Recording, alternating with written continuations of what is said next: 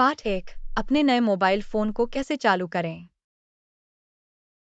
हे अन्ना, मुझे यह पता लगाने में परेशानी हो रही है कि अपने नए मोबाइल फ़ोन को कैसे चालू किया जाए। क्या आप मेरी मदद कर सकते हैं? बेशक, जॉन। सबसे पहले, अपने फ़ोन के किनारे या उसके ऊपर पावर बटन का पता लगाएं। मिल गया। अब मुझे क्या करना चाहिए? पावर बटन को तब तक दबाकर रखें जब तक कि फ़ोन वाइब्रेट न हो जाए या स्क्रीन लाइट न हो जाए। ओह, मैं समझ गया। मैं अभी कोशिश करूँगा। क्या फ़ोन चालू हुआ? हाँ, ऐसा हुआ। स्क्रीन अभी जलाई गई है। बहुत बढ़िया काम, जॉन। अब आप अपना नया फ़ोन एक्सप्लोर करना शुरू कर सकते हैं। धन्यवाद, अन्ना। मैं आपकी मदद की सराहना करता हूँ। पाठ 2। कुत्ता भूखा है। अन्ना, देखो। कुत्ता कटोरे से कुछ खा रहा है। ओह, यह भूखा होगा। आप इसे क्या खिला रहे हैं? यह कुत्ते का खाना खा रहा है। इसे खासतौर पर कुत्तों के लिए बनाया गया है। क्या यह एक विशिष्ट ब्रांड या स्वाद है? हाँ, यह हैप्पी पॉज नामक एक लोकप्रिय ब्रांड है। यह चिकन का स्वाद है। क्या कुत्ते को मज़ा आता है? हाँ, ऐसा लगता है कि यह वास्तव में पसंद है। खाना खाते समय यह अपनी पूंछ को हिला रहा है। यह एक अच्छा संकेत है। इसका स्वाद कुत्ते को बहुत स्वादिष्ट लगना चाहिए। मुझे भी ऐसा लगता है। उन्हें ऐसा खाना देना जरूरी है जो उन्हें पसंद हो और जो पौष्टिक हो। निश्चित रूप से, आपको कुत्ते को पीने के लिए ताज़ा पानी भी उपलब्ध कराना चाहिए। पूर्ण रूप से। मैं हमेशा यह सुनिश्चित करती हूँ कि पास में एक कटोरी पानी हो। यह बहुत अच्छा है। कुत्तों को हाइड्रेटेड रहना चाहिए, खासकर खाने के बाद। मैं सहमत हूँ। उनकी मूलभूत ज़रूरतों का ध्यान रखना और यह सुनिश्चित करना ज़रूरी है कि वे संतुलित आहार लें। आप कुत्ते को कितनी बार खिलाते हैं? मैं आमतौर पर इसे दिन में 2 बार, एक बार सुबह और एक बार शाम को खिलाता हूँ। यह एक अच्छे शेड्यूल की तरह लगता है। नियमित रूप से दूध पिलाने का समय कुत्ते के लिए एक रूटीन बनाने में मदद करता है। हाँ, यह उनकी भूख और पाचन को बनाए रखने में मदद करता है। कुत्ते को खिलाते समय क्या आपको कुछ और विचार करने की आवश्यकता है? खैर, उनकी नस्ल और उम्र के लिए अनुशंसित हिस्से के आकार का पालन करना महत्वपूर्ण है। यह सच है। अधिक दूध पिलाने या कम दूध पिलाने से स्वास्थ्य संबंधी समस्याएं हो सकती हैं। बिल्कुल सही। मैं हमेशा यह सुनिश्चित करने के लिए पशु चिकित्सक से परामर्श करता हूँ कि मैं सही मात्रा में भोजन उपलब्ध करा रहा हूँ। यह एक जिम्मेदार दृष्टिकोण है। पेशेवर सलाह लेना हमेशा अच्छा होता है। मैं यह सुनिश्चित करना चाहता हूँ कि कुत्ता स्वस्थ और खुश रहे। यह अद्भुत है, जॉन। मुझे यकीन है कि कुत्ता आपकी देखभाल और ध्यान की सराहना करता है। शुक्रिया, अन्ना।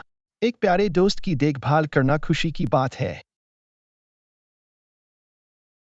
मैं वह देख सकता हूँ। पालतू जानवर हमारे जीवन में बहुत सारी खुशियाँ और साहचर्य लाते हैं।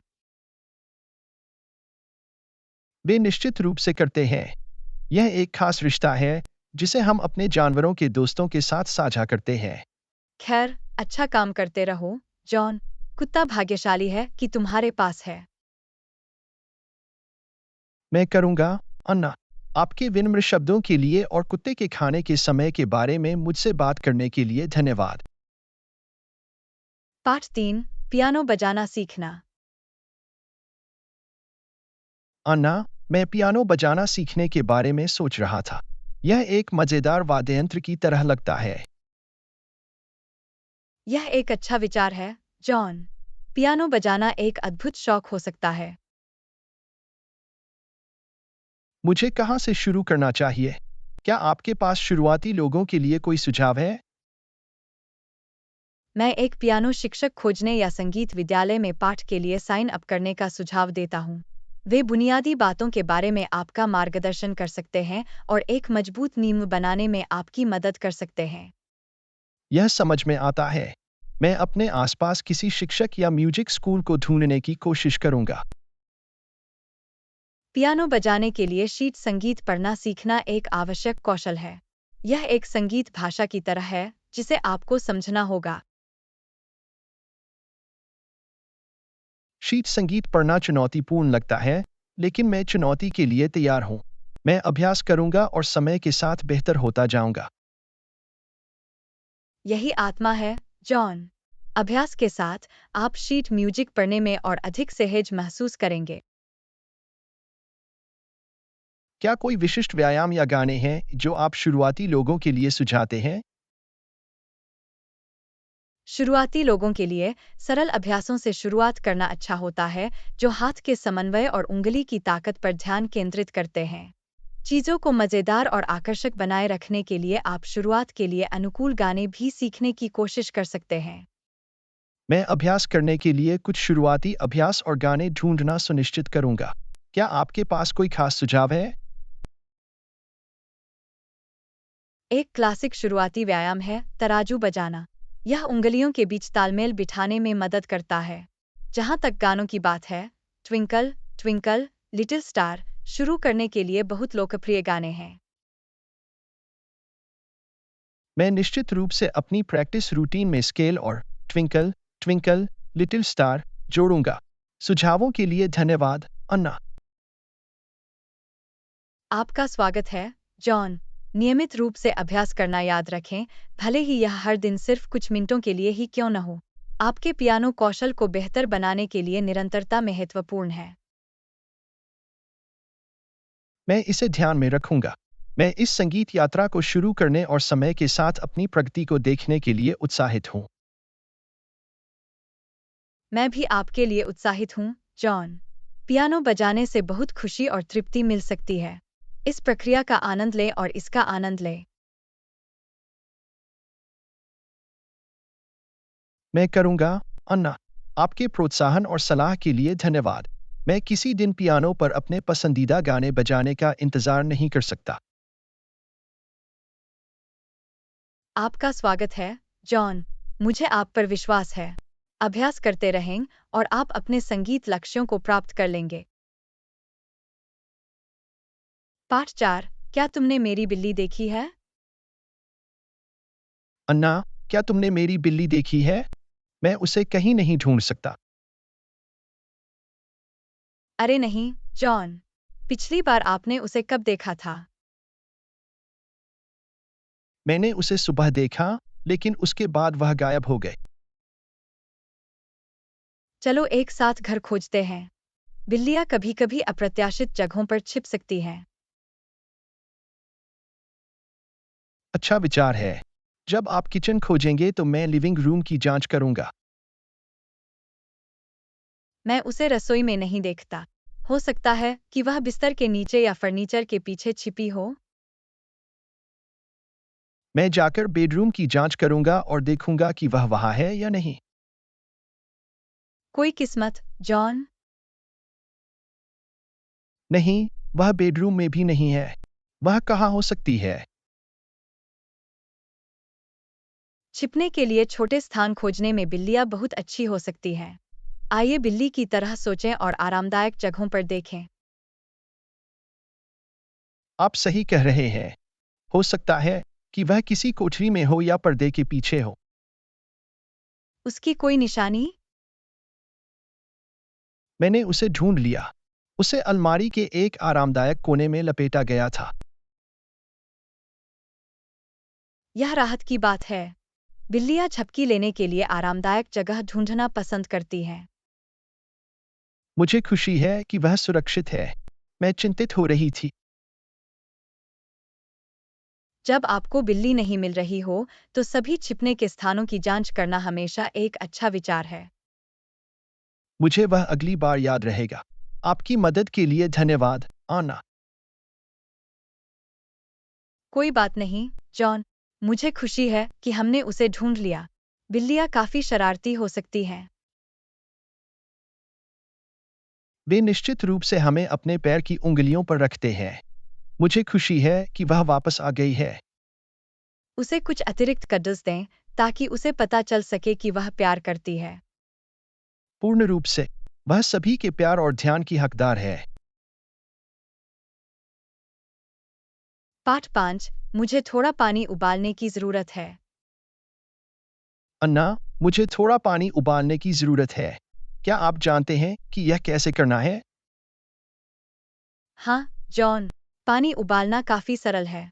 सबसे पहले केतली या बर्तन को पानी से भरें।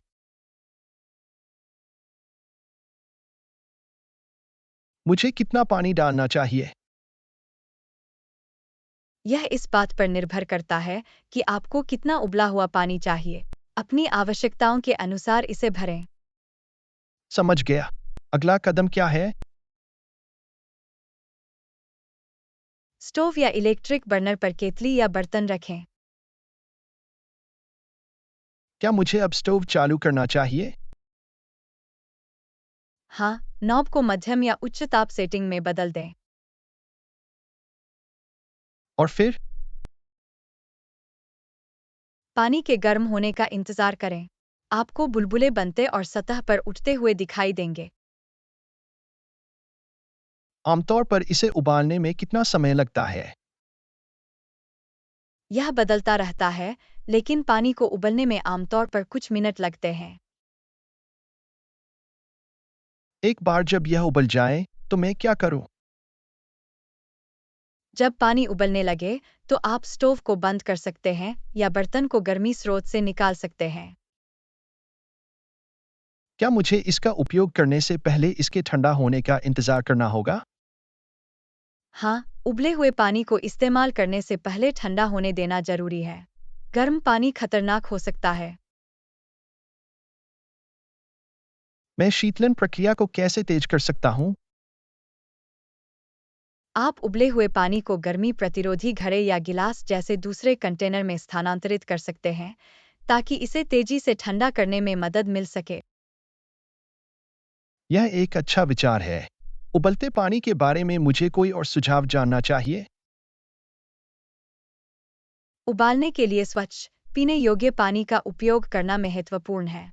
और दुर्घटनाओं या जलने से बचने के लिए हमेशा उबलते पानी को सावधानी के साथ संभालें। मैं इसे ध्यान में रखूंगा। सुरक्षा पहले। सलाह के लिए धन्यवाद, अन्ना। आपका स्वागत है, जॉन। पानी उबालना रसोई का एक बुनियादी कौशल है जो विभिन्न उद्देश्यों के लिए काम आता है। मैं आपके मार्गदर्शन की सराहना करता हूं। अब जब भी मुझे जरूरत हो, मैं आत्मविश्वास के साथ पानी उबाल सकता हूं। यह सुनकर बहुत अच्छा लगा, जॉन। सुरक्षित रहें और अपने उबले हुए पानी का उपयोग करने का आनंद लें। मैं करूंगा, अन्ना। आपकी मदद के लिए फिर से धन्यवाद। पाठ 6। मेरा ड्राइविंग एग्जाम आने वाला है। अन्ना, मेरा ड्राइविंग एग्जाम आने वाला है और मुझे घबराहट हो रही है। ध्यान केंद्रित करने के बारे में कोई सुझाव? चिंता न करें, जॉन। मैं आपकी नसों को समझ सकता हूँ। ध्यान केंद्रित करने का एक तरीका यह है कि आप एक स्टडी शेड्यूल बनाएं और उस पर टिके रहें। यह एक अच्छा विचार लगता है। मुझे कितनी बार अध्ययन करना चाहिए? अपने ज्ञान और कौशल का निर्माण करने के लिए नियमित अभ्यास सत्रों का लक्ष्य रखें, शायद हर दिन 1 घंटा। मैं एक शेड्यूल बनाऊंगा और पढ़ाई के लिए समर्पित समय निर्धारित करूंगा। मैं और क्या कर सकता हूं? अध्ययन करने के लिए एक शांत और आरामदायक जगह ढूंढें जो शोर या इलेक्ट्रॉनिक उपकरणों जैसे विकर्षणों से मुक्त हो। यह समझ में आता है। मैं शांतिपूर्ण अध्ययन का माहौल बनाऊंगा। परीक्षा के दौरान ही ध्यान केंद्रित रहने के बारे में क्या ख्याल है? गहरी सांस लेने के व्यायाम आपके दिमाग को शांत करने और ध्यान बढ़ाने में मदद कर सकते हैं। परीक्षा से पहले और उसके दौरान कुछ धीमी, गहरी सांसें लें।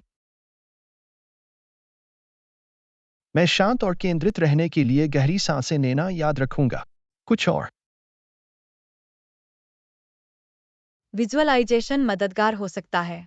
अपनी आंखें बंद करें और कल्पना करें कि आप आत्मविश्वास से गाड़ी चला रहे हैं और परीक्षा को सफलतापूर्वक पूरा कर रहे हैं। मैं खुद को सुचारू रूप से ड्राइविंग करने और परीक्षा पास करने की कल्पना करूंगा। यह एक बेहतरीन तकनीक लगती है। क्या कोई खास क्षेत्र है जिन पर मुझे ध्यान देना चाहिए? सड़क के नियमों, यातायात संकेतों और संकेतों पर ध्यान दें। लेन में बदलाव और पार्किंग जैसे सामान्य ड्राइविंग युद्धाभ्यास से खुद को परिचित करें। मैं उन क्षेत्रों का विस्तार से अध्ययन करूंगा। अभ्यास भी महत्वपूर्ण है ना? पूर्ण रूप से। लाइसेंस प्राप्त वयस्क के साथ नियमित रूप से ड्राइविंग का अभ्यास करें और उन क्षेत्रों पर ध्यान केंद्रित करें जो आपको चुनौतीपूर्ण लगते हैं। मैं भरपूर अभ्यास करना सुनिश्चित करूंगा। यह सब आत्मविश्वास बढ़ाने के बारे में है। परीक्षा के वास्तविक दिन के लिए अंतिम समय में क्या सुझाव दिए गए हैं? परीक्षा से पहले रात को अच्छी नींद लें, स्वस्थ नाश्ता करें और किसी भी अंतिम मिनट के तनाव को कम करने के लिए परीक्षण स्थान पर जल्दी पहुंचें। मैं अपनी नींद को प्राथमिकता दूंगा और पौष्टिक नाश्ता करूंगा। समय का पाबंद होना भी महत्वपूर्ण है। आपके सभी सुझावों के लिए धन्यवाद, आना। आपका स्वागत है, जॉन। याद रखें, आत्मविश्वास तैयारी के साथ आता है। खुद पर विश्वास रखें और ड्राइविंग परीक्षा के लिए शुभकामनाएं। मैं आपके समर्थन और प्रोत्साहन की सराहना करता हूं, अन्ना। मैं अपनी पूरी कोशिश करूंगा और सकारात्मक सोच के साथ परीक्षा में भाग लूंगा। पाठ 7। आपका गृहनगर कहाँ है? अन्ना, तुम्हारा गृहनगर कहाँ है? मैं इसके बारे में और जानने के लिए उत्सुक हूँ। मेरा गृहनगर ओकविले नामक एक छोटा सा शहर है। यह कैलिफोर्निया राज्य में स्थित है। ओह, यह प्यारा लगता है। ओकविले किसके लिए जाना जाता है? ओकविले अपने खूबसूरत अंगूर के बागों और वाइनरी के लिए जाना जाता है। शराब के शौकीनों के लिए यह एक लोकप्रिय गंतव्य है। यह कुछ सुंदर परिवेश के लिए होना चाहिए। क्या ओकविले में कोई अन्य उल्लेखनीय आकर्षण है? हाँ, हमारे पास अद्वितीय दुकानों, रेस्तरां और कला दीर्घाओं के साथ एक आकर्षक डाउनटाउन क्षेत्र भी है। घूमने के लिए यह एक बेहतरीन जगह है। मुझे नई जगहों की खोज करने में मजा आता है। ओकविले में समुदाय कैसा है? ओकविले का समुदाय बहुत घनिष्ठ और मिलनसार है। लोग अपने शहर पर गर्व करते हैं और स्थानीय व्यवसायों का समर्थन करते हैं। चुस्त-दुरुस्त समुदाय का हिस्सा बनना हमेशा अच्छा होता है। क्या ओकविले में कोई वार्षिक कार्यक्रम या त्योहार होते हैं?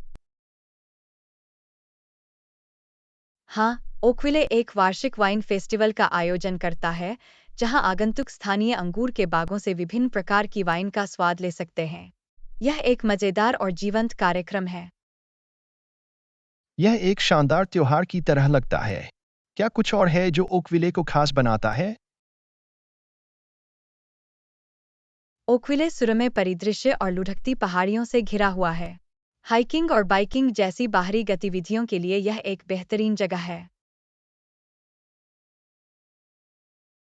मुझे प्रकृति में समय बिताना अच्छा लगता है।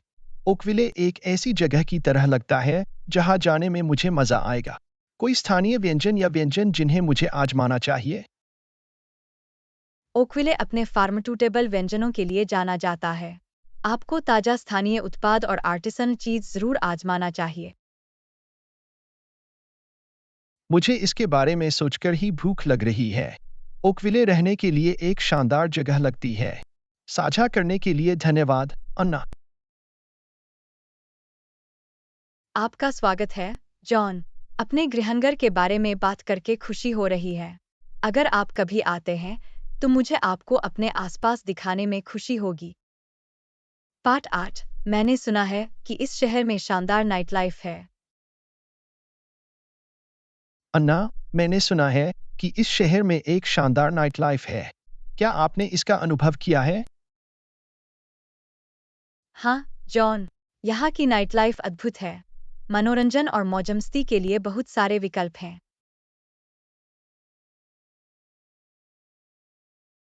यह रोमांचक लगता है। रात में घूमने के लिए कौन सी लोकप्रिय जगहें हैं? यहाँ जीवंत क्लब, बार और लाउंज है जहाँ आप नृत्य कर सकते हैं, लाइव संगीत सुन सकते हैं या दोस्तों के साथ ड्रिंक का आनंद ले सकते हैं। मैं ज़्यादा डांसर नहीं हूँ, लेकिन मुझे लाइव संगीत सुनना अच्छा लगेगा। कोई खास सुझाव? शहर में एक आरामदायक जैज क्लब है जिसमें प्रतिभाशाली स्थानीय संगीतकार हैं। आराम करने और संगीत का आनंद लेने के लिए यह एक बेहतरीन जगह है। मैं हमेशा से लाइव जैज का अनुभव करना चाहता था। मुझे इसमें गिने। क्या कोई और अनोखा नाइट लाइफ अनुभव है? आप शहर के क्षितिज के शानदार दृश्यों के साथ रूफटॉप बार भी देख सकते हैं। यह आराम करने और वातावरण का आनंद लेने का एक शानदार तरीका है। यह शानदार लगता है। मुझे छत के नज़ारे बहुत पसंद हैं। क्या ये जगहें देर रात तक खुली रहती हैं? हाँ, उनमें से कई देर तक खुले रहते हैं, जिससे आप सुबह के शुरुआती घंटों तक नाइट लाइफ का आनंद ले सकते हैं। मुझे अपनी शाम की योजना उसी हिसाब से बनानी होगी। सुरक्षा के बारे में क्या ख्याल है? क्या रात में बाहर रहना आमतौर पर सुरक्षित होता है? अपने आसपास के वातावरण के बारे में जागरूक रहना और आवश्यक सावधानी बरतना हमेशा महत्वपूर्ण होता है। अच्छी रोशनी वाली जगहों पर रहें और भरोसेमंद दोस्तों के साथ बाहर जाएं। सुरक्षा पहले, निश्चित रूप से। याद दिलाने के लिए धन्यवाद। मैं शहर की जीवंत नाइट लाइफ को देखने के लिए और इंतज़ार नहीं कर सकता। आपका स्वागत है, जॉन। मुझे यकीन है कि आपका समय बहुत अच्छा बीतेगा। बस खुद को गति देना और जिम्मेदारी से आनंद लेना याद रखें। पूर्ण रूप से। मैं एक यादगार और जिम्मेदारी भरी रात बिताना सुनिश्चित करूंगा। जानकारी देने के लिए धन्यवाद, आना। कोई बात नहीं, जॉन। शानदार समय बिताएं और शहर की जीवंत नाइट लाइफ का अधिकतम लाभ उठाएं। पाठ 9। क्या आप बहुत सारी ऑनलाइन शॉपिंग करते हैं? अन्ना, क्या आप बहुत सारी ऑनलाइन शॉपिंग करते हैं? हाँ, जॉन। ऑनलाइन शॉपिंग सुविधाजनक है और इसमें कई तरह के विकल्प उपलब्ध हैं। मैं इसे आजमाने के बारे में सोच रहा था। ऑनलाइन शॉपिंग कैसे काम करती है? आप वेबसाइट या ऐप ब्राउज करते हैं, अपने इच्छित आइटम का चयन करते हैं, उन्हें अपने कार्ट में जोड़ते हैं और चेकआउट के लिए आगे बढ़ते हैं। क्या मेरी व्यक्तिगत और भुगतान जानकारी ऑनलाइन दर्ज करना सुरक्षित है? प्रतिष्ठित ऑनलाइन स्टोर में आपकी जानकारी की सुरक्षा के लिए सुरक्षित भुगतान प्रणालियां हैं। सुरक्षित चेकआउट की तलाश करें और खरीदारी करने से पहले समीक्षाएं पढ़ें। यह आश्वस्त करने वाला है। क्या ऑनलाइन शॉपिंग के कोई फायदे हैं? निश्चित रूप से। ऑनलाइन शॉपिंग से आप कीमतों की तुलना कर सकते हैं, समीक्षाएं पढ़ सकते हैं और अपने घर पर आराम से खरीदारी कर सकते हैं। यह सुविधाजनक लगता है। क्या कोई कमियां हैं? कभी-कभी आप खरीदने से पहले आइटम आजमा नहीं सकते हैं और डिलीवरी में देरी हो सकती है। रिटर्न पॉलिसीज की जांच करना भी जरूरी है। मैं इसे ध्यान में रखूंगा। क्या ऑनलाइन सबसे अच्छे सौदे खोजने के लिए कोई सुझाव है? डिस्काउंट कोड देखें, न्यूज़लेटर्स के लिए साइन अप करें और प्रचार और बिक्री के लिए अपने पसंदीदा स्टोर के सोशल मीडिया खातों का अनुसरण करें। अच्छी टिप्स। आमतौर पर डिलीवरी में कितना समय लगता है? यह स्टोर और शिपिंग विधि पर निर्भर करता है। कुछ तेज शिपिंग विकल्प प्रदान करते हैं, जबकि अन्य में अधिक समय लग सकता है। मैं ऑर्डर देने से पहले अनुमानित डिलीवरी समय की जांच करूंगा। अगर मैं संतुष्ट नहीं हूं तो क्या मैं आइटम वापस कर सकता हूं? कई ऑनलाइन स्टोर में रिटर्न पॉलिसी होती है। रिटर्न प्रक्रिया और इससे जुड़ी किसी भी लागत को समझने के लिए उन्हें ध्यान से पढ़ें। मैं रिटर्न नीतियों को पढ़ना सुनिश्चित करूंगा। शुरुआती ऑनलाइन शॉपर के लिए कोई अन्य सलाह? भरोसेमंद, प्रसिद्ध वेबसाइटों या स्टोर से शुरुआत करें। सूचित निर्णय लेने के लिए उत्पाद विवरण पढ़ें, आकार चार्ट देखें और ग्राहक समीक्षाएं देखें। मैं आसान ऑनलाइन शॉपिंग अनुभव सुनिश्चित करने के लिए ये कदम उठाऊंगा। मार्गदर्शन के लिए धन्यवाद, आना। आपका स्वागत है, जॉन। ऑनलाइन शॉपिंग के लिए शुभकामनाएं। यदि आपके कोई और प्रश्न है, तो बेझिझक पूछें।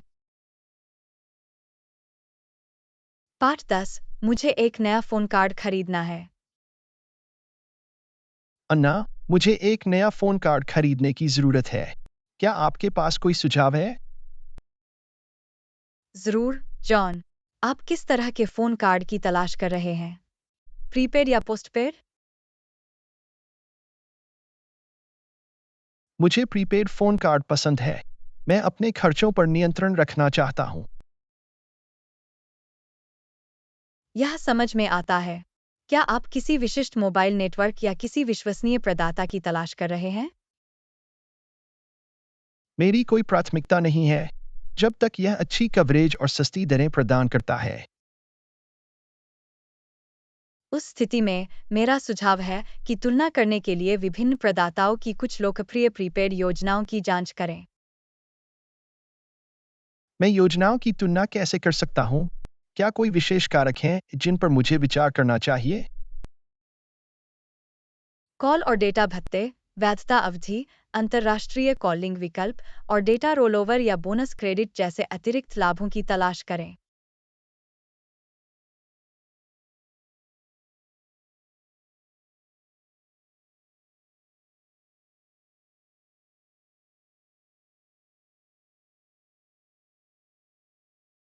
आप प्रमुख मोबाइल नेटवर्क प्रदाताओं की वेबसाइटों पर जा सकते हैं या फोन कार्ड बेचने वाले नज़दीकी स्टोर पर जा सकते हैं। यह मददगार है। एक बार प्लान चुनने के बाद, मैं फोन कार्ड को कैसे सक्रिय करूं? सक्रियण प्रक्रिया अलग-अलग हो सकती है, लेकिन आमतौर पर आप दिए गए निर्देशों का पालन करके ऑनलाइन या किसी विशिष्ट नंबर पर कॉल करके कार्ड को सक्रिय कर सकते हैं। मैं निर्देशों का ध्यानपूर्वक पालन करना सुनिश्चित करूंगा। अगर मेरा क्रेडिट खत्म हो जाता है, तो क्या मैं बाद में प्रीपेड कार्ड रिचार्ज कर सकता हूं? हाँ, अधिकांश प्रीपेड कार्ड से आप अपने क्रेडिट को रिचार्ज या टॉप अप कर सकते हैं। आप इसे ऑनलाइन, मोबाइल ऐप के माध्यम से या अधिकृत स्टोर पर कर सकते हैं। यह सुविधाजनक है। हर बार क्रेडिट खत्म होने पर मुझे नया कार्ड नहीं खरीदना पड़ेगा। क्या कोई छिपी हुई फीस है जिसके बारे में मुझे जानकारी होनी चाहिए? कुछ प्रदाताओं के पास कनेक्शन शुल्क या सेवा शुल्क जैसे अतिरिक्त शुल्क हो सकते हैं। किसी भी संभावित लागत को समझने के लिए नियम और शर्तें पढ़ें। मैं किसी भी आश्चर्य से बचने के लिए नियम और शर्तों को अच्छी तरह से पढ़ूंगा। सलाह के लिए धन्यवाद, आना। आपका स्वागत है, जॉन। मुझे उम्मीद है कि आपको एक उपयुक्त फोन कार्ड मिलेगा जो आपकी ज़रूरतों को पूरा करता हो। यदि आपके कोई और प्रश्न हैं, तो बेझिझक पूछें। पाठ 11। मैं सस्ते हवाई टिकटों की तलाश में हूँ। अन्ना, मैं एक यात्रा की योजना बना रहा हूं और मैं सस्ते हवाई टिकट ढूंढ रहा हूं।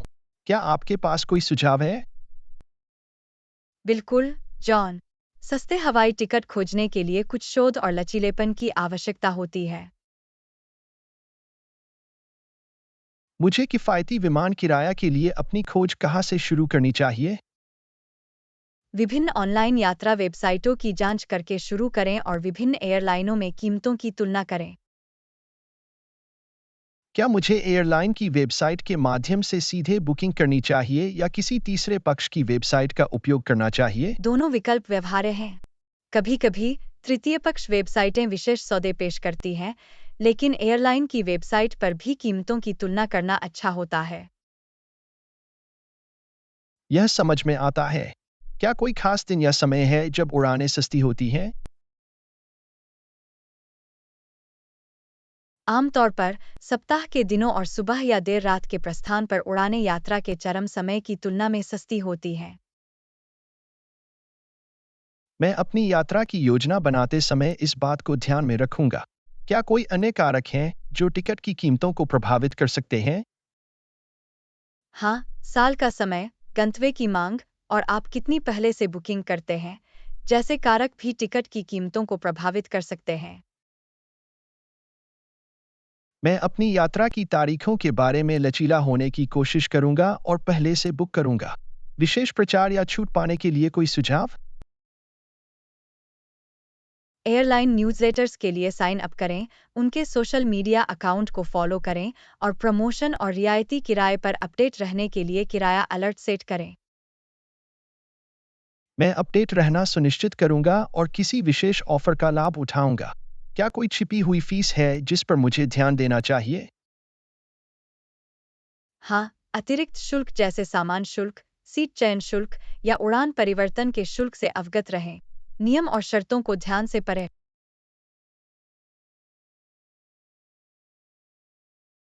मैं किसी भी अप्रत्याशित शुल्क से बचने के लिए नियम और शर्तों की दोबारा जांच करूंगा। ध्यान देने के लिए धन्यवाद, आना। आपका स्वागत है, जॉन। मुझे उम्मीद है कि आपको अपने हवाई टिकटों पर शानदार सौदे मिलेंगे। आपकी यात्रा शानदार रहे। पाठ 12। मैं गर्मियों में नौकरी पाने के बारे में सोच रहा हूँ।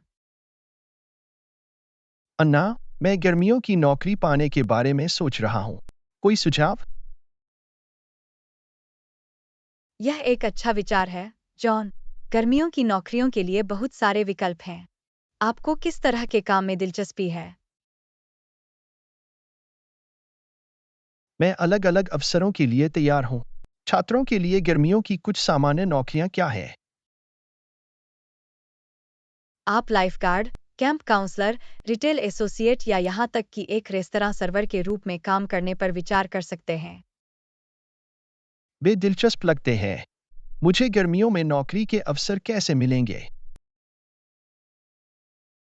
गर्मियों में नौकरी के उद्घाटन के बारे में पूछताछ करने के लिए आप ऑनलाइन जॉब बोर्ड, स्थानीय समाचार पत्र देख सकते हैं या अपने क्षेत्र के व्यवसायों का दौरा कर सकते हैं। क्या मुझे गर्मियों की नौकरी के लिए आवेदन करते समय रिज्यूम या कवर लेटर तैयार करना चाहिए? रिज्यूमे तैयार करना एक अच्छा विचार है, भले ही यह आपके कौशल और अनुभवों को उजागर करने वाला सरल हो। मैं अपनी योग्यता दिखाने के लिए एक रिज्यूम बनाने पर काम करूंगा। नौकरी के लिए इंटरव्यू पास करने के लिए कोई सुझाव? बड़े करीने से कपड़े पहनें, समय का पाबंद रहें और नौकरी के बारे में कुछ सवालों के साथ तैयार रहें। इसके अलावा, इंटरव्यू के दौरान अपनी ताकत और उत्साह को उजागर करें। मैं पेशेवर रूप से कपड़े पहनना और अपना उत्साह दिखाना सुनिश्चित करूंगा। मैं गर्मियों की नौकरी में कितने घंटे काम करने की उम्मीद कर सकता हूं? नौकरी और नियोक्ता के आधार पर घंटों की संख्या अलग-अलग हो सकती है। कुछ नौकरियां अंशकालिक घंटों की पेशकश कर सकती हैं, जबकि अन्य पूर्णकालिक हो सकती हैं। नौकरी की पेशकश स्वीकार करने से पहले मैं अपनी उपलब्धता और प्राथमिकताओं पर विचार करूंगा। क्या मेरे अध्ययन के क्षेत्र से संबंधित गर्मियों में नौकरी पाना संभव है? यह संभव है, खासकर यदि आप किसी विशिष्ट चीज का अध्ययन कर रहे हों। इंटर्नशिप या प्रवेश स्तर के पदों की तलाश करें जो आपके अध्ययन के क्षेत्र के अनुरूप हों। यह बहुत अच्छा होगा। प्रासंगिक अनुभव प्राप्त करना फायदेमंद होगा। क्या कोई प्रमाणपत्र या प्रशिक्षण है जिस पर मुझे विचार करना चाहिए? कुछ नौकरियों, जैसे कि जीवन रक्षक या बच्चों के साथ काम करना, के लिए विशिष्ट प्रमाणपत्र या प्रशिक्षण की आवश्यकता हो सकती है। नौकरी की ज़रूरतों की पहले से जांच कर लें। मैं नौकरी की आवश्यकताओं को पूरा करने के लिए किसी भी आवश्यक प्रमाणपत्र और प्रशिक्षण पर शोध करूंगा। आपकी सलाह के लिए धन्यवाद, आना। आपका स्वागत है, जॉन। गर्मियों में नौकरी खोजने के लिए आपको शुभकामनाएं। मुझे यकीन है कि आपको एक शानदार अवसर मिलेगा। पाठ 13। क्या आपके पास लोगों के प्रबंधन का अनुभव है? अन्ना, क्या आपको लोगों के प्रबंधन का अनुभव है? हाँ, जॉन। मुझे अपनी पिछली नौकरी में टीम मैनेज करने का अनुभव है। यह प्रभावशाली है। प्रभावी लोगों के प्रबंधन के लिए कुछ प्रमुख कौशलों की क्या जरूरत है?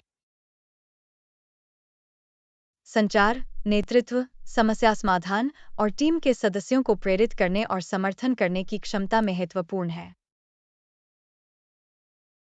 आप एक टीम के भीतर संघर्षों को कैसे संभालते हैं?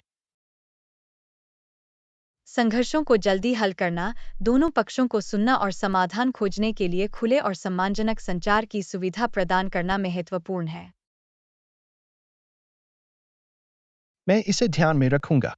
आप अपनी टीम के सदस्यों को कैसे प्रेरित करते हैं? उनकी उपलब्धियों को पहचानना, प्रतिक्रिया और सहायता प्रदान करना और सकारात्मक कार्य वातावरण बनाना टीम के सदस्यों को प्रेरित कर सकता है। यह एक बेहतरीन दृष्टिकोण की तरह लगता है। क्या आपने पहले मुश्किल कर्मचारियों से निपटा है? हाँ, मुश्किल कर्मचारियों को संभालना लोगों के प्रबंधन का एक हिस्सा है। इसके लिए धैर्य, समझ और पेशेवर रूप से मुद्दों को हल करने की आवश्यकता होती है। आप यह कैसे सुनिश्चित करते हैं कि टीम के सदस्य सामान्य लक्ष्यों की दिशा में काम कर रहे हैं? स्पष्ट लक्ष्य निर्धारित करना, अपेक्षाओं को संप्रेषित करना और एक सहयोगी वातावरण को बढ़ावा देना टीम के सदस्यों को सामान्य उद्देश्यों के प्रति संरेखित करने में मदद करता है।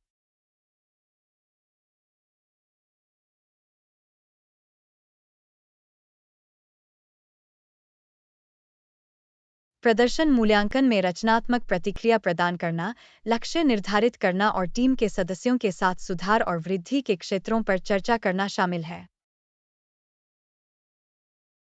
मैं देख रहा हूं।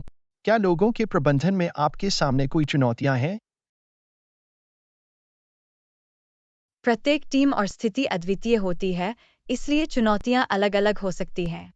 कुछ सामान्य चुनौतियों में मनोबल बनाए रखना, संघर्षों से निपटना और विविध व्यक्तित्वों को प्रबंधित करना शामिल है। मैं कल्पना कर सकता हूं कि यह काफी चुनौतीपूर्ण हो सकता है। लोगों के प्रबंधन में अपना करियर बनाने के इच्छुक किसी व्यक्ति के लिए कोई सलाह? अपने पारस्परिक और संचार कौशल विकसित करें, परियोजनाओं का नेतृत्व करने और प्रबंधित करने के अवसरों की तलाश करें और अनुभवी प्रबंधकों से सीखें। मैं उन कौशलों को विकसित करने पर काम करूंगा। अपनी अंतर्दृष्टि और अनुभव साझा करने के लिए धन्यवाद, आना। आपका स्वागत है, जॉन। यदि लोगों के प्रबंधन के बारे में आपके कोई और प्रश्न हैं, तो बेझिझक पूछें। पाठ 14। क्या आप कभी मेक्सिको सिटी गए हैं? अन्ना, क्या आप कभी मेक्सिको सिटी गए हैं? हाँ, जॉन। मैंने कुछ साल पहले मेक्सिको सिटी का दौरा किया था। यह एक जीवंत और सांस्कृतिक रूप से समृद्ध शहर है। यह अद्भुत लगता है। मेक्सिको सिटी में घूमने लायक कुछ जगहें कौन सी हैं? मेक्सिको सिटी में ऐतिहासिक केंद्र, चापल्टेपेक पार्क, फ्रिडा काहलो संग्रहालय और जोचिमिल्को लोकप्रिय आकर्षण हैं। मैं उन जगहों पर जाना सुनिश्चित करूंगा। क्या कोई स्थानीय व्यंजन है जिसे मुझे आजमाना चाहिए? आपको टैकोस जरूर आजमाना चाहिए। ये स्वादिष्ट होते हैं और मेक्सिकन व्यंजनों का मुख्य हिस्सा होते हैं। इसके अलावा कुछ प्रामाणिक स्ट्रीट फूड आजमाने से न चूकें। टैकोस आकर्षक लगता है। क्या ऐसी कोई सुरक्षा चिंताएं हैं जिनके बारे में मुझे जानकारी होनी चाहिए? किसी भी बड़े शहर की तरह सतर्क रहना और अपने परिवेश के प्रति जागरूक रहना महत्वपूर्ण है। अलग-थलग क्षेत्रों से बचें और आवश्यक सावधानी बरतें। मैं इसे ध्यान में रखूंगा और सतर्क रहूंगा। मेक्सिको सिटी में सार्वजनिक परिवहन व्यवस्था कैसी है? मेक्सिको सिटी में एक व्यापक सार्वजनिक परिवहन प्रणाली है, जिसमें मेट्रो और बसें शामिल हैं। शहर में घूमने का यह एक सुविधाजनक तरीका है। यह जानना अच्छा है। क्या कोई विशिष्ट सांस्कृतिक रीति रिवाज या शिष्टाचार हैं जिनके बारे में मुझे जानकारी होनी चाहिए? मेक्सिको के लोग आमतौर पर गर्म और मिलनसार लोग होते हैं। हाथ मिलाने या गले लगाकर लोगों का अभिवादन करना विनम्र होता है। इसके अलावा कुछ बुनियादी स्पेनिश वाक्यांश सीखने की कोशिश करें। मैं अपने स्पेनिश पर ध्यान दूंगा और स्थानीय रीति रिवाजों का सम्मान करूंगा। क्या मेक्सिको सिटी घूमने के लिए साल का कोई अच्छा समय है? मौसम आमतौर पर साल भर हल्का रहता है, लेकिन वसंत और पतझड़ घूमने के लिए सुखद मौसम होते हैं। गर्मियां गर्म हो सकती हैं और रात में सर्दियां सर्द हो सकती हैं। मैं वसंत या पतझड़ के दौरान अपनी यात्रा की योजना बनाऊंगा। स्थानीय बाजारों में मोल भाव करने या कीमतों पर बातचीत करने के बारे में कोई सलाह? स्थानीय बाजारों में सौदेबाजी आम बात है। कम कीमत की पेशकश करके शुरू करें और जब तक आप पारस्परिक रूप से सहमत मूल्य तक नहीं पहुंच जाते, तब तक बातचीत करने के लिए तैयार रहें। मैं इसे आजमाऊंगा और अपने सौदेबाजी के कौशल का परीक्षण करूंगा। सुझावों के लिए धन्यवाद, अन्ना। आपका स्वागत है, जॉन। मुझे यकीन है कि मेक्सिको सिटी घूमने में आपका समय शानदार बीतेगा। यदि आपके कोई और प्रश्न हैं, तो बेझिझक पूछें। पाठ 15। क्या आपने कल रात बास्केटबॉल खेल देखा था? अन्ना, क्या तुमने कल रात बास्केटबॉल खेल देखा था? यह बहुत तीव्र था। हाँ, जॉन। मैं स्क्रीन से अपनी नजरें नहीं हटा सका। यह इतना रोमांचक खेल था। खिलाड़ी अद्भुत थे। उनके कौशल और टीम वर्क पूरे प्रदर्शन पर थे। मैं तीसरी तिमाही में उस अविश्वसनीय ढंग से विशेष रूप से प्रभावित था। इसने पूरी भीड़ को अपने पैरों पर खड़ा कर दिया। ओह, मुझे ठीक ठीक पता है कि आप किस पल की बात कर रहे हैं। वह डंक इस दुनिया से बाहर था। इसे यकीनन फिर से बजाया जाएगा। और बजर में उस थ्री पॉइंटर के बारे में क्या ख्याल है? यह एक गेम बदलने वाला शॉट था जिसने उनकी टीम की जीत पर मुहर लगा दी। पूर्ण रूप से। यह एक क्लच शॉट था जिसने सभी को विस्मय में डाल दिया। जब यह अंदर गया तो भीड़ खुशी से झूम उठी। अखाड़े में ऊर्जा अविश्वसनीय रही होगी। मैं टीवी के माध्यम से भी उत्साह महसूस कर सकता था। यह इलेक्ट्रिक था। पूरे खेल के दौरान प्रशंसक नारे लगा रहे थे और जय जयकार कर रहे थे। इससे अद्भुत माहौल बन गया। इस तरह के पल मुझे बास्केटबॉल से और भी ज्यादा प्यार करते हैं। जोश और तीव्रता का कोई मेल नहीं है। मैं इससे ज्यादा सहमत नहीं हो सकता। बास्केटबॉल में लोगों को एक साथ लाने और अविस्मरणीय पल बनाने का एक तरीका है। क्या आपके पास खेल का कोई पसंदीदा खिलाड़ी है? सिर्फ एक को चुनना मुश्किल है। प्रत्येक खिलाड़ी ने अलग-अलग तरीकों से अपने कौशल का प्रदर्शन किया। इन सभी ने रोमांचक मैच में योगदान दिया। यह सच है। यह एक सामूहिक प्रयास था जिसने खेल को इतना यादगार बना दिया। मैं अगले गेम का इंतजार नहीं कर सकता। मैं पहले से ही और रोमांचक नाटकों और अविस्मरणीय पलों का इंतजार कर रहा हूँ। मैं भी, जॉन। आइए सुनिश्चित करें कि हम इसे मिस न करें। यह एक और अविश्वसनीय प्रदर्शन होने जा रहा है। पूर्ण रूप से। हम अपना पॉपकॉर्न तैयार करेंगे और खेल के हर सेकंड का आनंद लेंगे। एक योजना की तरह लगता है। आइए, बास्केटबॉल के एक और रोमांचक अनुभव के लिए तैयार हो जाएं। पाठ 16। क्या आपने देखा है कि हाल ही में प्रदूषण कितना बुरा रहा है? अन्ना, क्या आपने गौर किया है कि हाल ही में प्रदूषण कितना बुरा रहा है? हाँ, जॉन, यह काफी चिंताजनक है। हवा की गुणवत्ता बिगड़ती दिख रही है। आपको क्या लगता है कि प्रदूषण के मुख्य कारण क्या हैं? औद्योगिक उत्सर्जन, वाहन निकास और अनुचित अपशिष्ट निपटान जैसे कारक प्रदूषण में योगदान करते हैं। हमारे पर्यावरण और हमारे स्वास्थ्य पर इसका क्या प्रभाव पड़ता है? यह देखकर दुख होता है। निश्चित रूप से, प्रदूषण का पारिस्थितिक तंत्र और मानव कल्याण दोनों पर हानिकारक प्रभाव पड़ सकता है। क्या प्रदूषण को कम करने में मदद करने के लिए हम व्यक्तिगत रूप से कुछ कर सकते हैं? पूर्ण रूप से, हम ऊर्जा संरक्षण, सार्वजनिक परिवहन का उपयोग करके और उचित कचरा प्रबंधन का अभ्यास करके शुरुआत कर सकते हैं। हमारी दैनिक आदतों में छोटे-छोटे बदलाव से फर्क पड़ सकता है। यह सही है। जब पर्यावरण की सुरक्षा की बात आती है, तो हर प्रयास मायने रखता है। क्या प्रदूषण को दूर करने के लिए कोई सरकारी पहल या नीतियां बनाई गई हैं? कई सरकारों ने प्रदूषण को कम करने के लिए नियम और कार्यक्रम लागू किए हैं, जैसे कि उत्सर्जन मानक और प्रदूषण नियंत्रण उपाय। यह सुनने के लिए उत्साहजनक है। व्यक्तियों, समुदायों और सरकारों के बीच सहयोग महत्वपूर्ण है। पूर्ण रूप से, प्रदूषण से प्रभावी ढंग से निपटने के लिए सामूहिक कार्रवाई की आवश्यकता है। क्या आपको लगता है कि जागरूकता अभियान लोगों को प्रदूषण कम करने के महत्व के बारे में शिक्षित करने में मदद कर सकते हैं? हाँ, जागरूकता बढ़ाना जरूरी है। शिक्षा और जानकारी व्यक्तियों को पर्यावरण के अनुकूल विकल्प चुनने के लिए प्रेरित कर सकती है।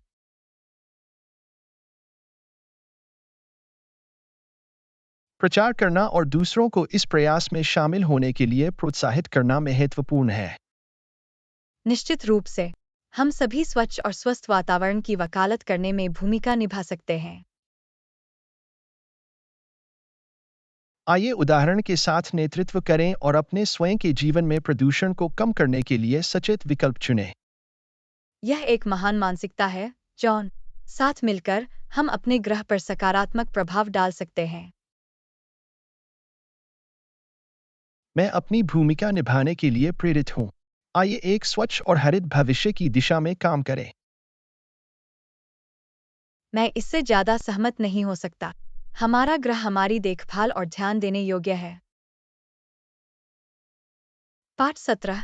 क्या आपके पास मदर्स डे के लिए कोई योजना है? अन्ना, क्या आपके पास मदर्स डे के लिए कोई योजना है? हाँ, जॉन। मैं अपनी माँ के साथ दिन बिताने और उन्हें यह दिखाने की योजना बना रहा हूँ कि मैं उनकी कितनी सराहना करता हूँ। यह बहुत बढ़िया है। आप जश्न मनाने की योजना कैसे बनाते हैं? मैं उसे एक अच्छे ब्रंच के लिए बाहर ले जाने और उसे एक विचारशील उपहार देने की सोच रहा हूँ। यह जश्न मनाने का एक प्यारा तरीका लगता है। आप किस तरह का उपहार लेने की सोच रहे हैं? मैं उसे स्पा गिफ्ट सर्टिफिकेट दिलाने पर विचार कर रहा हूँ। वह कुछ आराम और लाड़ प्यार की हकदार है। यह बहुत अच्छा विचार है। माताओं को हमेशा कुछ अतिरिक्त देखभाल और आराम की जरूरत होती है। पूर्ण रूप से, वे हमारे लिए बहुत कुछ करते हैं, और मदर्स डे हमारी कृतज्ञता व्यक्त करने का एक सही समय है। मैं सहमत हूँ। अपनी माताओं के प्रति अपना प्यार और प्रशंसा दिखाना जरूरी है। क्या आप अपनी माँ, जॉन के लिए कुछ खास प्लान कर रहे हैं? हाँ, मैं बिस्तर पर नाश्ते और अपने प्यार और धन्यवाद को व्यक्त करने वाले हस्तलिखित कार्ड के साथ उसे आश्चर्यचकित करना चाहता हूँ। यह एक हार्दिक इशारा है। मुझे यकीन है कि वह इसकी सराहना करेगी। मुझे ऐसी उम्मीद है। मैं मदर्स डे पर उन्हें खास और प्रिय महसूस कराना चाहता हूँ। यही दिन का सार है, जिससे हमारी माताओं को पोषित और मूल्यवान महसूस होता है। पूर्ण रूप से, हमें हर दिन को मदर्स डे जैसा महसूस कराना चाहिए, लेकिन उन्हें सम्मानित करने के लिए एक समर्पित दिन होना अच्छा है। सहमत। यह हमारी माताओं द्वारा हमारे जीवन में निभाई जाने वाली अविश्वसनीय भूमिका को रोकने और उस पर चिंतन करने के लिए एक अनुस्मारक है।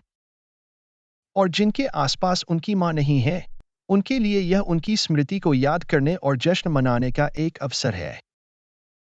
यह एक सुंदर भावना है, जॉन। मदर्स डे चिंतन और स्मरण का समय भी हो सकता है। आइए इस दिन का अधिकतम लाभ उठाएं और अपने जीवन में अद्भुत माताओं के प्रति अपना प्यार और आभार व्यक्त करें। बिल्कुल, जॉन। सभी अद्भुत माताओं को मातृ दिवस की शुभकामनाएं। पाठ 18। क्या आप कभी छात्र संघ में शामिल हुए हैं? अन्ना, क्या आप कभी छात्र संघ में शामिल हुए हैं? हाँ, जॉन। मैं अपने कॉलेज के वर्षों के दौरान छात्र संघ का हिस्सा था। यह दिलचस्प है। छात्र संघ किस तरह की गतिविधियों का आयोजन करता है?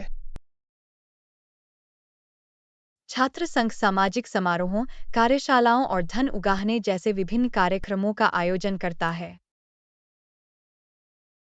यह रोमांचक लगता है। स्टूडेंट यूनियन का मुख्य उद्देश्य क्या है? इसका मुख्य उद्देश्य छात्रों के हितों और अधिकारों का प्रतिनिधित्व करना और उनकी वकालत करना है। छात्र संघ छात्र निकाय के साथ कैसे जुड़ता है?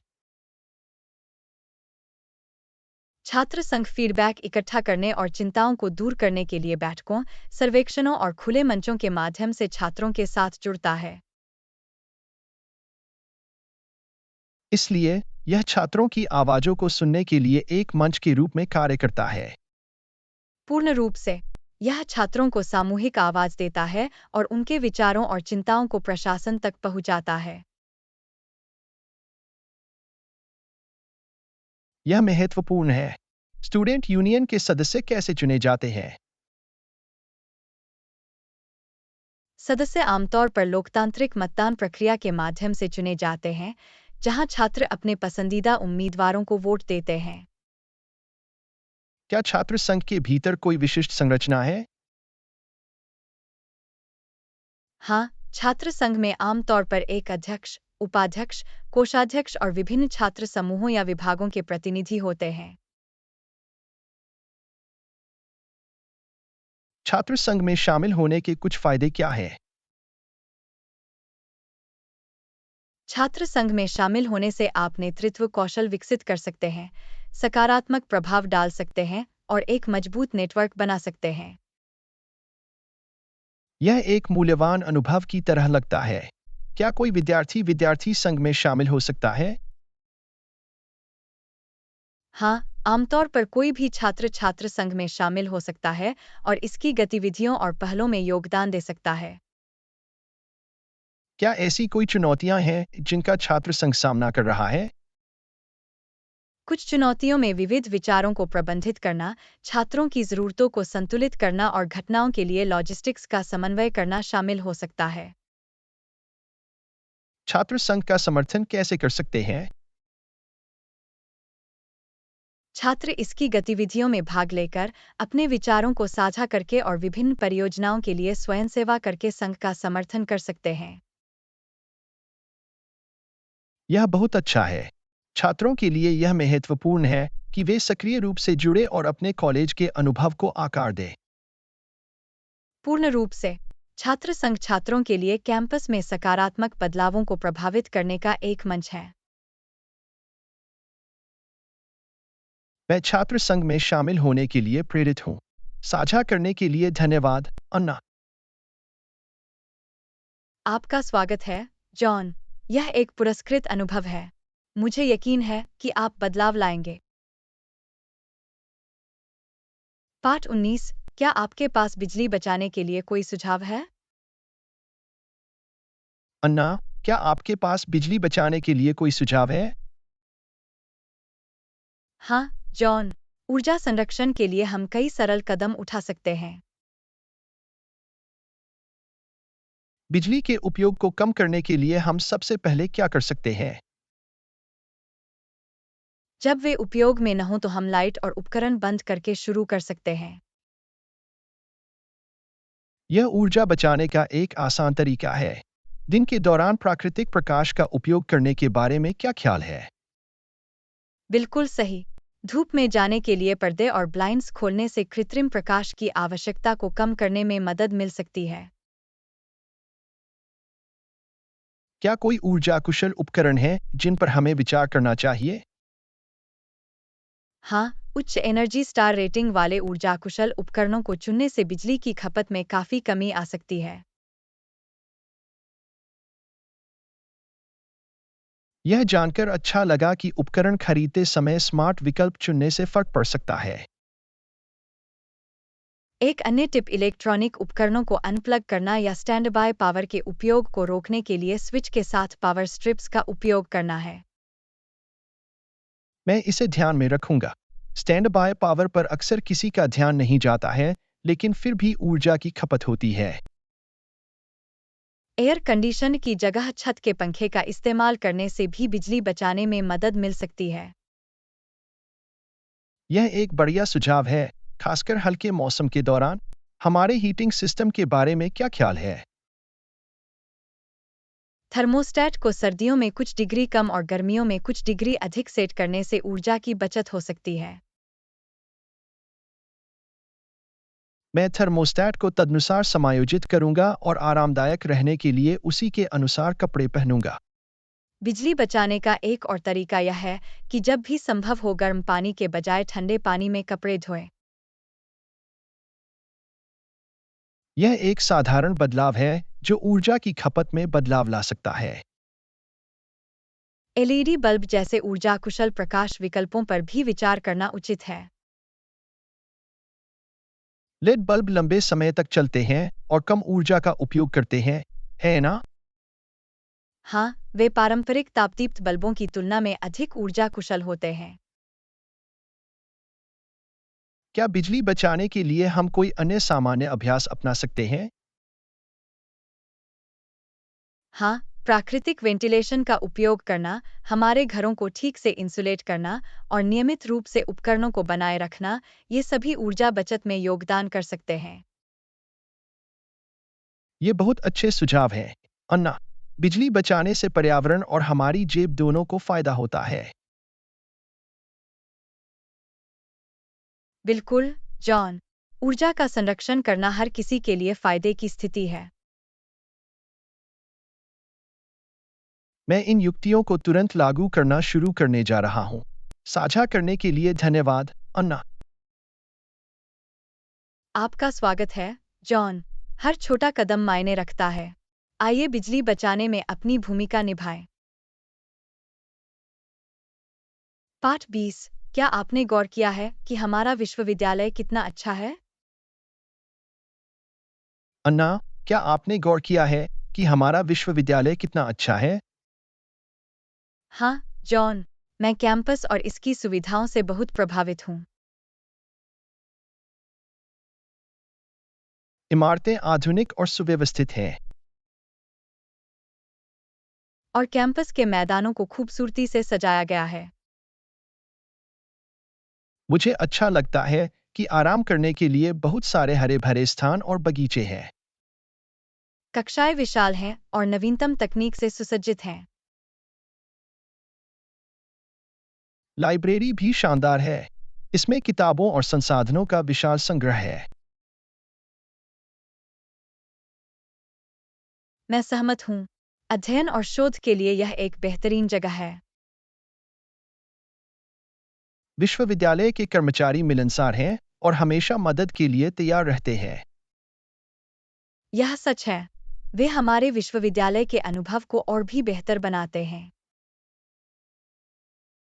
मैं दी जाने वाली विभिन्न छात्र सेवाओं की सराहना करता हूँ, जैसे परामर्श और करियर मार्गदर्शन। यह जानकर सुकून मिलता है कि जरूरत पड़ने पर सहायता उपलब्ध होती है। मैं कैंपस में पाठ्येतर गतिविधियों और क्लबों से भी प्रभावित हूँ। वे हमारे जुनून को आगे बढ़ाने और समान विचारधारा वाले लोगों से मिलने के अवसर प्रदान करते हैं। विश्वविद्यालय साल भर रोमांचक कार्यक्रम भी आयोजित करता है। हाँ, उन घटनाओं से कैंपस में एक जीवंत और आकर्षक माहौल बनता है। विश्वविद्यालय वास्तव में छात्रों के बीच समुदाय की भावना को बढ़ावा देता है। पूर्ण रूप से, यह एक स्वागतयोग्य और समावेशी वातावरण है। मैं इस तरह के एक अच्छे विश्वविद्यालय का हिस्सा बनने के लिए आभारी हूँ। मैं भी, जॉन। आइए हम यहाँ अपने समय का सदुपयोग करें और अविस्मरणीय यादें बनाएं। निश्चित रूप से, अन्ना, हमारे विश्वविद्यालय के अनुभव को संजोकर रखना चाहिए।